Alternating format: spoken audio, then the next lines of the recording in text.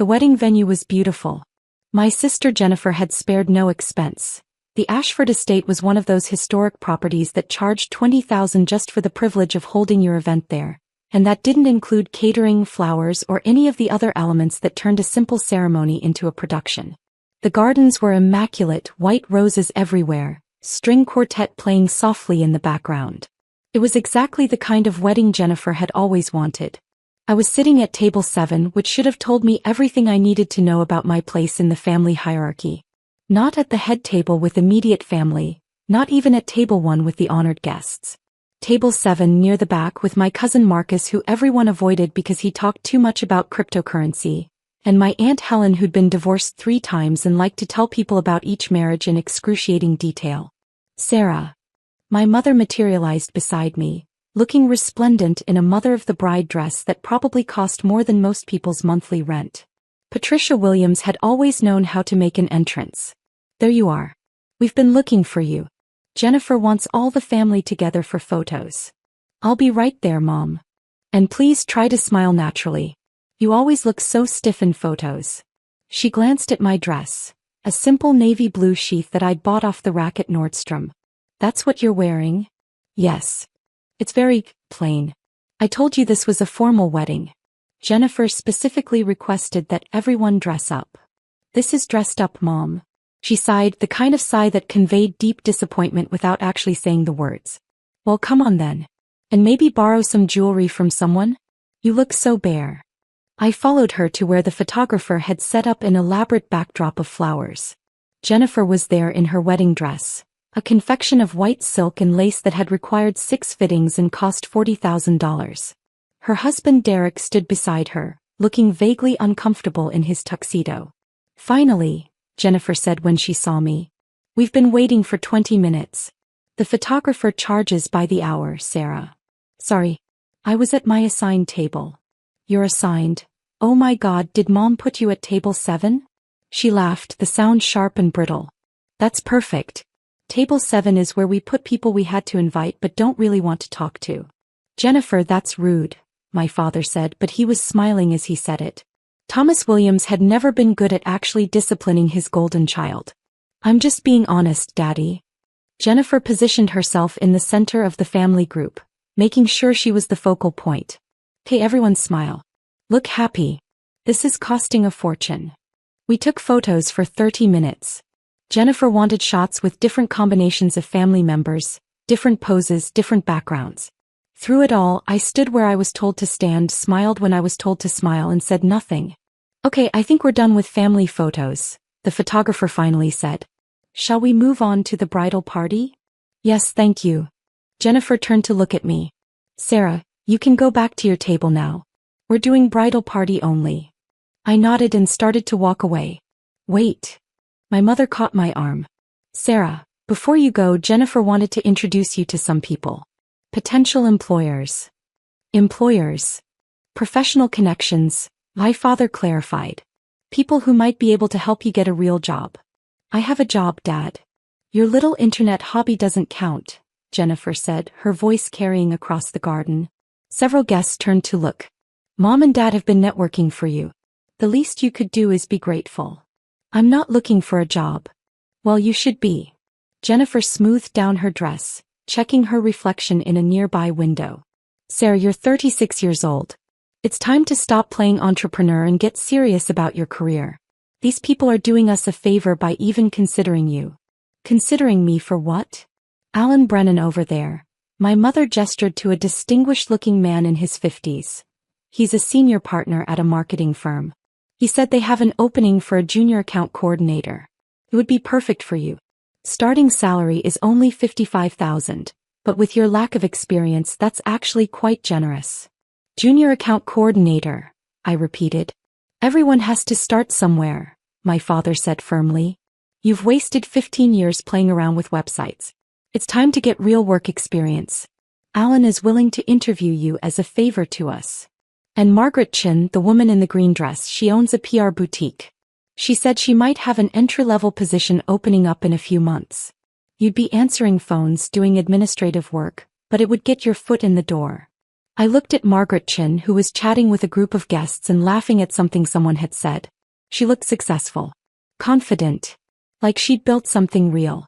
I appreciate the thought, I said carefully, but I'm not interested. You're not interested. Jennifer's voice had gone cold. Of course you're not. Because you'd rather keep pretending that your little online shop is a real business. God, Sarah, when are you going to grow up? Jennifer, don't start, Derek murmured, but she ignored him. No, Derek, someone needs to say it. We've all been tiptoeing around Sarah's delusions for years. She sits in her apartment all day playing on her computer, pretending she's running a business. Meanwhile, she's living paycheck to paycheck, driving a car that's falling apart, wearing off-the-rack dresses to weddings because she can't afford anything nice. My car is fine, I said quietly. Your car is 15 years old. It's an embarrassment. And your apartment. When was the last time anyone visited you there? Right, never. Because you're too ashamed to have anyone see how you're actually living. I'm not ashamed of my apartment. You should be. Mom told me it's in that terrible neighborhood downtown. The one with all the, she lowered her voice, questionable people. You could have stayed in the suburbs where it's safe, where it's nice, but no. You had to move to the city to be near your business opportunities. My mother nodded sadly. We've been so worried about you, Sarah. Living alone in that dangerous area. Working all hours on this internet thing that doesn't seem to generate any real income. When was the last time you took a vacation? When was the last time you bought yourself something nice? I bought a new laptop last month. A laptop for work doesn't count. Jennifer was on a roll now, her voice getting louder. More guests were watching. I'm talking about nice things, Sarah. Jewelry. Designer clothes. Luxury items. The things successful people have. Look at Derek and me, we just bought a house in Maple Ridge. 4 bedrooms, 3 bathrooms, gourmet kitchen. That's what success looks like. Not sitting in a studio apartment selling things online. I don't live in a studio, I said. Whatever. The point is you're wasting your life. You had potential, Sarah. You went to Stanford. You could have done something real with that degree. But instead you dropped out after 2 years to pursue this ridiculous business idea. And 15 years later, what do you have to show for it? Nothing. I wouldn't say nothing. Name one tangible thing your business has achieved. But one thing that proves it's actually successful and not just you playing pretend. I could have answered. Should have answered. But something stopped me. The same thing that had been stopping me for 15 years. The desire to see how far they'd push it. How cruel they'd be willing to get. I'm happy with what I've built, I said simply. Jennifer laughed, a harsh sound. Happy. That's what unsuccessful people say when they've given up on actually achieving anything. I'm happy. Well, congratulations on your happiness, Sarah. I hope it keeps you warm in that studio apartment when you're 60 and still haven't accomplished anything with your life. Jennifer, that's enough, Derek said more firmly this time. It's not enough. Someone needs to give her a reality check. Jennifer turned to address the growing crowd of guests who'd stopped their conversations to watch our family drama unfold. My sister Sarah, everyone. She's a cautionary tale. Proof that intelligence doesn't guarantee success. She went to one of the best universities in the country and dropped out to sell things on the internet. 15 years later, she's broke, alone, and still pretending she's a businesswoman. I'm not broke, I said quietly. Really? Then why are you wearing a $200 dress to my wedding? Why are you driving a car from 2009? Why couldn't you afford to stay here at the venue like the rest of the family? Mom said you booked a motel 10 miles away because you couldn't afford the room rates. I prefer the motel. Of course you do. Just like you prefer your ancient car and your cheap apartment and your off-the-rack clothes. Sarah prefers everything that costs less because Sarah doesn't have any money. My father cleared his throat. Sarah, honey, we're just trying to help. We love you. We want you to be successful. I am successful, Dad. No, sweetheart, you're not. And it's time to face that fact. This internet business of yours. What do you even sell? Pet supplies? Kitchen gadgets? It's all very vague whenever anyone asks. I run a software company. Jennifer snorted. A software company. Please. You sell products through a website. That's not a software company. That's called being a middleman on the internet. I develop software solutions for e-commerce businesses. Which no one has ever heard of. Name one client. One major client that proves your company is legitimate. I could have named 20. Could have rattled off a list that would have made her jaw drop. But I just smiled and said nothing. See? Jennifer gestured to me triumphantly. She can't name anyone.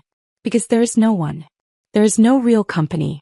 There's just Sarah sitting in her apartment, doing who knows what on her computer, pretending she's a tech entrepreneur. The tech industry is very competitive, my mother added, her voice sympathetic. Sarah tried, but she just doesn't have what it takes. And that's okay. Not everyone can be a success story. The important thing is that she learns from this experience and moves on to something more realistic. Which is why we set up these job interviews, my father said. Sarah, please. Talk to Alan and Margaret. Let them help you. It's not too late to start a real career. You're only 36. You could still have a successful professional life if you just let go of this fantasy. It's not a fantasy, I said. Then prove it. Jennifer was almost shouting now. Prove you're actually successful. Show US bank statements. Show us contracts with real clients.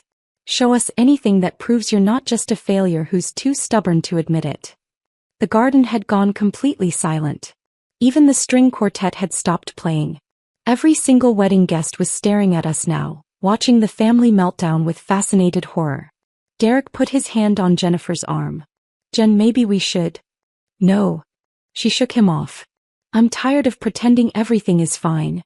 I'm tired of making excuses for her to our friends. Oh, Sarah couldn't make it to dinner because she's working. Oh, Sarah can't contribute to Mom's birthday gift because money's tight. Oh, Sarah can't dress nicely because she spent all her money on her business. I'm done. I'm done covering for her failures. I never asked you to cover for me, I said quietly. You didn't have to ask. That's what family does. We protect each other. We make excuses for each other. But I'm done, Sarah. I'm done pretending you're not an embarrassment. The word hung in the air like smoke. My mother gasped. Jennifer. That's too far. It's not too far enough. Look at her, Mom. Look at what she's wearing. Look at her life. She's an embarrassment to this entire family. We have all these successful people here. Derek's colleagues, my friends from work, Dad's business associates. And they all know that you have a daughter who's a failure. They all know about Sarah and her sad little internet shop that never made anything of itself. I think maybe everyone should take a breath, a voice said from behind me. I turned to see Alan Brennan, the marketing executive my mother had wanted me to meet. He was looking at Jennifer with an expression of deep discomfort. This is a wedding, he continued. Perhaps family disagreements should be handled privately? With all due respect, Alan, this is a private family matter, my father said stiffly. It's not very private anymore, Alan gestured to the 100 guests who were all watching. And I'm not sure I feel comfortable with how this young woman is being spoken to. Sarah is fine, my mother said quickly. We're just having a frank discussion about her future. As her parents, that's our right.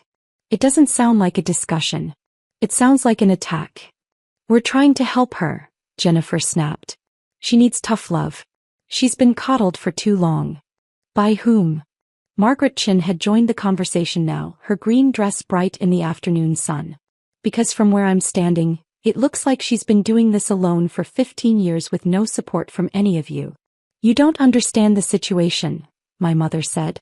I understand a family publicly humiliating one of their own at a wedding, Margaret said coolly. That much is very clear. Margaret, please, my father tried. This doesn't concern you. Actually, it does. Because you just told everyone here that I'm supposed to interview Sarah for an entry-level position at my company. Answering phones. Administrative work. Margaret looked at me properly for the first time. Sarah Williams. I didn't make the connection until just now. You're the Sarah Williams. I said nothing. The Sarah Williams who founded Nexus Solutions? The software platform that's revolutionizing e-commerce analytics. The garden seemed to hold its breath. I don't know what you're talking about, my mother said. Nexus Solutions, Margaret repeated louder now. One of the fastest growing software companies in the tech industry. They provide enterprise solutions for major retailers. Last I heard they were valued at over $7 billion. Jennifer laughed uncertainly. That can't be right. Sarah doesn't. Sarah Williams, Stanford dropout, founded Nexus 15 years ago. Margaret continued. She had her phone out now, pulling up information. Started in a studio apartment in downtown Seattle. Bootstrapped the entire operation. Grew it from nothing to a multi-billion-dollar enterprise. Forbes did a profile on her last year. Called her one of the most successful female tech entrepreneurs in the country. That's impossible, my father said flatly. Is it? Margaret looked at me. You're that Sarah Williams, aren't you? Before I could answer, someone gasped. I turned to see several guests looking at their phones, then at me, then at their phones again. Oh my God, someone said. Turn on the TV. The venue had a large television mounted in the bar area, usually kept off during events. But someone had turned it on and it was tuned to CNBC, the financial news network that covered major market movements and corporate developments. The screen showed a breaking news banner, major tech acquisition announced. And below that, in smaller text, Nexus Solutions valued at $7.2 billion in pending acquisition deal. The reporter was speaking, stunning development in the tech world today. Nexus Solutions, the enterprise software company founded by tech entrepreneur Sarah Williams, has announced it's being acquired by Amazon for $7.2 billion in cash and stock. This represents one of the largest tech acquisitions of the year. Williams, who founded Nexus 15 years ago and has maintained a remarkably low profile despite her company's success, will reportedly remain as CEO of the division post-acquisition. Sources close to the deal suggest Williams' personal net worth could exceed $3 billion after the acquisition closes. The reporter continued talking, but I couldn't hear over the sound of my mother's sharp intake of breath. Every single person in the garden was staring at me now. Not with contempt or pity. With shock. With awe. With the dawning realization that they'd been at a wedding where the supposed family failure had just been revealed to be worth $3 billion. Sarah, my father said weakly. Is that you? Yes. But you said you sold things online. No. You said I sold things online. I said I ran a software company. You didn't believe me. Jennifer had gone completely white. $7 billion? $7.2 billion is the acquisition price. My personal stake is about 40%, so roughly $3 billion, yes. Though the exact number depends on how the stock portion is valued at closing. $3 billion, my mother repeated as if saying it might make sense. Give or take. But you live in a studio apartment. I live in a penthouse downtown. I've lived there for 8 years. It's 3,500 square feet with floor-to-ceiling windows overlooking the bay. You've never visited me, so you wouldn't know that. And your car. My car is a 2009 Honda because I like it and it's reliable and I don't care about driving something flashy. I also own a Tesla and a Range Rover, but I prefer the Honda for daily use. This can't be happening, Jennifer whispered. The dress. My mother gestured weakly at my outfit. The dress cost $200 because I don't think spending thousands of dollars on clothes is a smart use of money. I have plenty of expensive clothes. I just don't enjoy wearing them. Alan Brennan cleared his throat. So, I'm guessing you're not interested in that junior account coordinator position? No, but thank you for the offer. Margaret Chin was smiling now, a genuine smile. And I'm guessing you won't be answering phones at my PR boutique? Probably not. Good. Because that would have been a terrible waste of your talents. She extended her hand. It's an honor to meet you, Ms. Williams. I've been following Nexus Solutions for years. What you've built is extraordinary. I shook her hand. Thank you. I appreciate that. The television was still going, now showing a photo of me from the Forbes article Margaret had mentioned. It was a professional headshot taken in my office with the Seattle skyline behind me. I was smiling in the photo, looking confident and successful and nothing like the failure my family had been describing. In a rare interview last year, the reporter was saying, Williams discussed her philosophy of staying out of the public eye despite her massive success.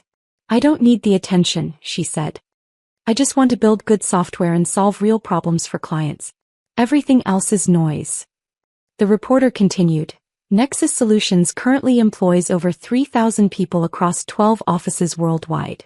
The company's software platform is used by major retailers including Walmart, Target and Home Depot, as well as countless smaller e-commerce businesses. Industry analysts suggest the Amazon acquisition could value Nexus technology at an even higher premium once integration is complete. Derek had his phone out, scrolling frantically. It's true. It's all true. Sarah Williams, founder and CEO of Nexus Solutions. Stanford dropout who built one of the most successful enterprise software companies in the industry. There are articles going back years. How did we not know about this? Because you never asked, I said simply. Because you decided who I was and what I'd accomplished and you never questioned those assumptions. But you never told us, my mother protested. You never said you were successful. I tried. Many times. Remember when I invited everyone to Nexus's 5th anniversary party? The one at that nice hotel downtown? Dad said he wasn't going to waste an evening celebrating my little internet hobby. Remember when I wanted to talk about the company at Christmas 3 years ago? Jennifer told me to stop boring everyone with my business talk. Remember when I offered to help with Mom's remodeling project because I knew a contractor? You said you didn't want charity from someone who was barely scraping by. My father's face had gone gray. We assumed. You assumed I was a failure. And you liked that assumption because it made you feel superior. It made Jennifer's accomplishments seem more impressive by comparison. It gave you all something to look down on. That's not true, Jennifer said, but her voice was shaking. It is true. You've spent 15 years telling everyone I was an embarrassment. Telling your friends I was a failure. Using me as a cautionary tale. And now you're learning that the failure sister is worth $3 billion. The silence was absolute. Even the string quartet seemed afraid to make a sound. A man in an expensive suit approached us. He looked vaguely familiar. Someone from Derek's side of the family, maybe a colleague. Excuse me, but are you really the Sarah Williams?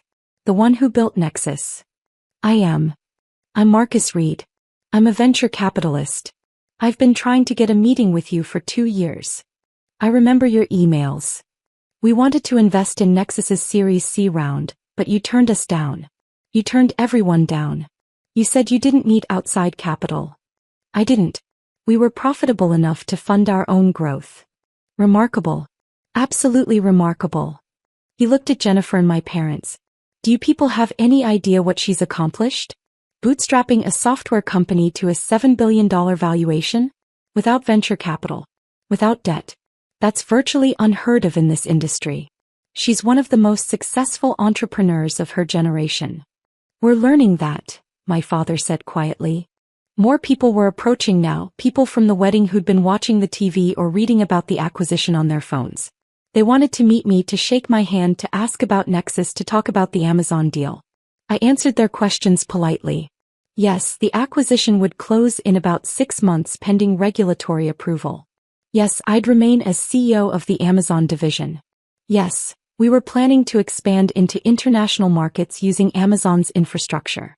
Yes, I was excited about the partnership. Through it all, my family stood frozen, watching this alternate version of their sister and daughter interact with people who actually understood what I'd built. I can't believe this, Jennifer kept saying. I can't believe this is happening. Believe it, Margaret Chin said. She'd stayed close by, seeming to enjoy watching the family dynamic collapse. Your sister is one of the most successful people in this room. Possibly the most successful person at this entire wedding. But she never said anything. She tried. You didn't listen. The wedding coordinator appeared, looking harried. Ms. Williams, Jennifer, we need to move forward with the schedule. The caterers are ready to serve dinner. Right. Yes. Dinner. Jennifer looked dazed. Everyone should go to their tables. The guests began moving toward the reception area, but many of them kept glancing back at me, whispering to each other, checking their phones for more information about the acquisition. Sarah, my father said quietly, can we talk? Privately. I don't think there's anything to talk about, Dad. Please. Just for a few minutes. I looked at my watch. 5 minutes. I have a conference call with Amazon executives in an hour. Need to get back to my hotel. Your hotel? My mother asked. The Fairmont. Presidential suite. I've been staying there all week while I finalize the acquisition details. But you said you were staying at a motel 10 miles away. No, Jennifer said that. I never corrected her because I wanted to see how far she'd take it. We moved to a quiet corner of the garden, away from the other guests. My parents stood close together, looking smaller somehow than they had an hour ago. Jennifer was crying quietly. Derek looked like he wanted to be anywhere else. "We're sorry," my mother said. "Sarah, we're so sorry. We had no idea." "You had every opportunity to have an idea," I interrupted. "You chose not to.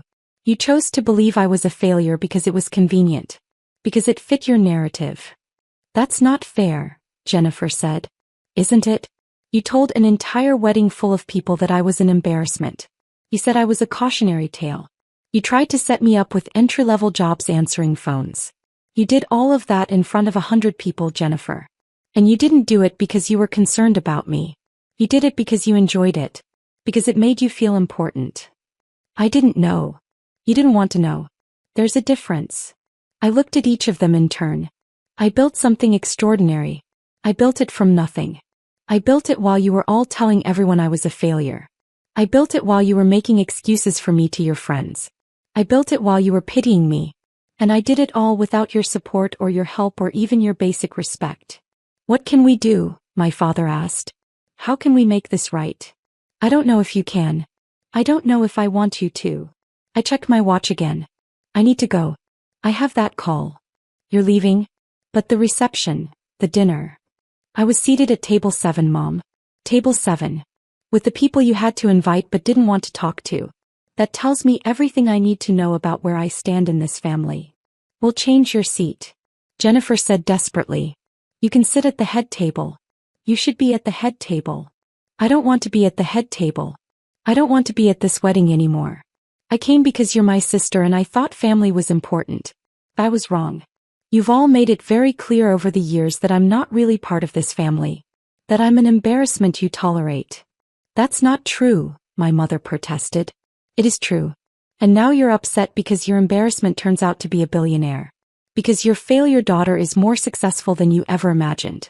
Because you have to face the fact that you've been wrong about me for 15 years. I started walking toward the parking lot. "Sarah, wait." Jennifer called after me. "Please don't go. This is my wedding." I turned back one last time. "It's a beautiful wedding, Jennifer. The venue is perfect. The flowers are gorgeous. The food will be excellent, I'm sure. You got everything you wanted." "Except my sister," she whispered. "You never wanted your sister. You wanted someone to look down on. Congratulations, you had that for 15 years. But it's over now." I walked to my car, my 15-year-old Honda that I loved, and drove away from the Ashford Estate. In my rearview mirror I could see my family standing in the parking lot watching me go. My phone buzzed with texts as I drove. My mother, my father, Jennifer, all of them wanting to talk, to explain, to apologize. I didn't respond. Instead I called my assistant. "Hey Amanda. Can you push the Amazon call back by 30 minutes? Thanks. Also, I need you to schedule a meeting with our PR team tomorrow morning. The acquisition announcement has gotten more attention than we expected. We need to prepare a proper media strategy." "Already done, boss. The requests for interviews are flooding in. Everyone wants to talk to you. Forbes, Bloomberg, Wall Street Journal. Tell them I'll consider interview requests after the acquisition closes. Until then, we're keeping our heads down and focusing on the integration planning." "Got it. Anything else?" "No. Thank you, Amanda." I hung up and drove through the city, toward my hotel, toward my conference call with Amazon executives, toward my $3 billion future. My phone kept buzzing. More texts. Then voicemails. Then emails. My family wanted to talk. Wanted to apologize. Wanted to understand. But I didn't owe them anything. Not my time, not my forgiveness, not my explanation. I'd spent 15 years building something extraordinary while they told everyone I was a failure. I'd done it without their support, their belief, their encouragement. I'd done it alone. And now they knew. The whole world knew. The bride's embarrassment sister was actually worth $3 billion. The family failure had built an empire. The look on Jennifer's face when the news broadcast started, that moment of dawning realization, was worth more than any apology they could offer now. Because that moment was truth. Pure, undeniable truth. They'd been wrong. About everything. For 15 years. And now they had to live with that. I pulled into the Fairmont's parking garage, gave my keys to the valet, and rode the elevator up to the presidential suite. The view from up here was spectacular. The entire city spread out below me, lights beginning to twinkle as evening approached. Somewhere out there a wedding was continuing. Dinner was being served. Toasts were being made. Jennifer was probably smiling for photos and pretending everything was fine. But everyone at that wedding knew the truth now. They all knew about the sister who got seated at table 7. The sister who was publicly humiliated. The sister who turned out to be worth $3 billion. I opened my laptop and logged into the conference call. Amazon executives filled the screen. VPs, directors, lawyers, integration specialists. All of them ready to talk about the acquisition, about timelines, about synergies and market opportunities. Good evening, everyone, I said. Thanks for your patience. Shall we get started? And we did. Because that's what success actually looks like. Not perfect families or supportive parents or sisters who celebrate your achievements. Just you, your work, and the empire you build while everyone else is busy underestimating you. I'd built that empire. $3 billion worth of proof that I was never the failure they thought I was. And that was enough. More than enough.